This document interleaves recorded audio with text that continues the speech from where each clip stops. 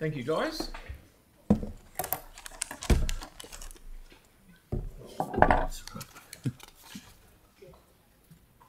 So, good afternoon, Mr Mayor, councillors. Good afternoon. My name is Russell Holden. I'm the Head of Finance, and I've been away on leave last little while, which is why Bruce Mower's name is on this report. Bruce is the Corporate Reporting Manager, and Bruce is to my right.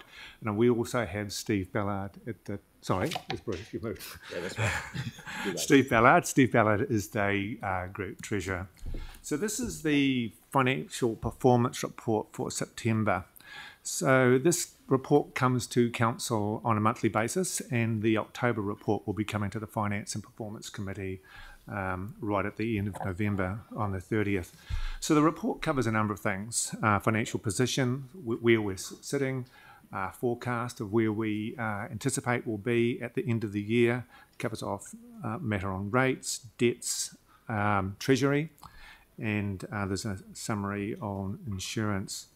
So I'll just start off the report, then Bruce and Steve will come in and add comments and ask any questions which might occur, if that's okay.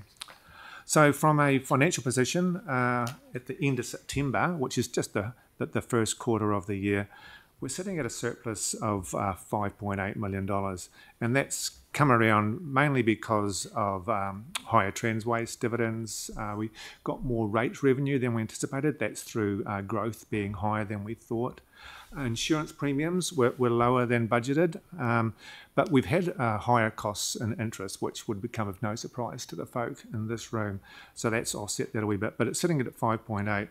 And at this point in the year, we're looking at a year-end surplus of about $2.1 million. Now, I just highlight that that's pretty early in the year to be quantifying that with any solidity. That's just where we think it was at the end of September. But as you'll know, we are living in a very volatile economy at the moment. We're costs and drivers of costs are going very high. Inflation, OCR, CPI, all very high, and they're proposing some challenges for this year and staying within those parameters that we think, and also for pulling together the annual plan. But more will come to that in later reports. So yeah, just hand over to Bruce now if there's any further comments he'd like to make. You've pretty much covered the OPEX, Russell.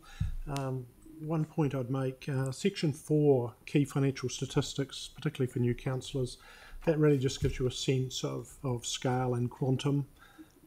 One point I would make there, the blue cloud on the right that talks about a 1% rate increase driven by 6.3 million of OPEX or 97 million of CAPEX. With the latest interest increases, it's now $83 million that will cause a 1% rate increase for CAPEX. Steve can talk a wee bit more if you require about the current interest rate environment.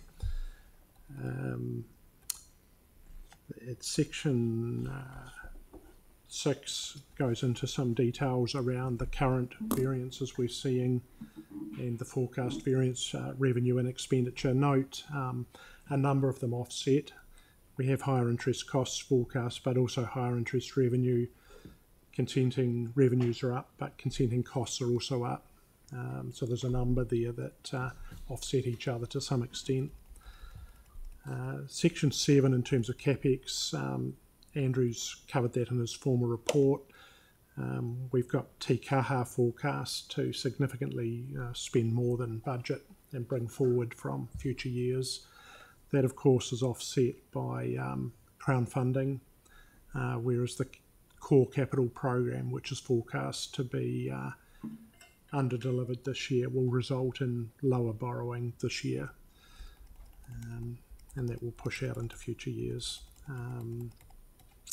I'll hand over to Steve for Section 9, the Treasury and interest rate comments. Yeah, thanks, Bruce. Hi, everyone.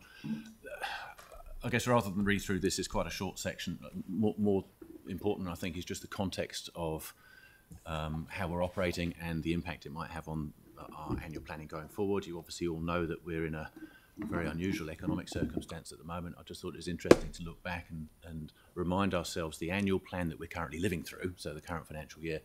We were planning at the time, the market consensus was for an official cash rate to climb up in a fairly orderly way and peak at around about 3%.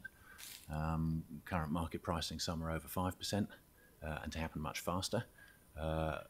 We won't be hit with all of that 2% plus of interest cost increase because we hedge the bulk of our existing borrowing. We try and keep between sort of 70 and 80% of our existing borrowing fixed for the year ahead.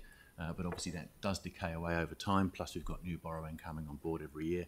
There's no escaping interest rate movements. Eventually we will have to pay all of them. What we try and do with our hedging program is try and smooth it so we don't have too much volatility from year to year. We're not going to bang up 2% straight away, but we will bang up maybe 0.7, 0.8%. It's a constant review that we're doing. So I've put in here some projections on the bottom of page 6 of this report of roughly what our overall cost of funding is likely to be for ratepayer funded debt.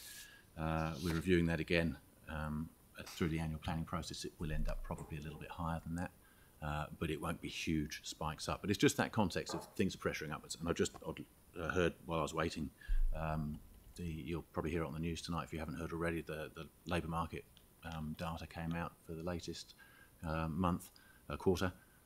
Unemployment's still around 3.3%, and more importantly for the Reserve Bank, hourly private sector wages are up about 8.5% on the year. And it sounds like a really odd thing to complain about people getting pay rises, but they will be particularly concerned about the inflationary impacts. That will reinforce this idea that our interest costs are going to be higher for longer than anyone had previously anticipated. As I say, we're starting to build that in. Hopefully we'll not have to do too much extra adjustment, but it's a live, active thing.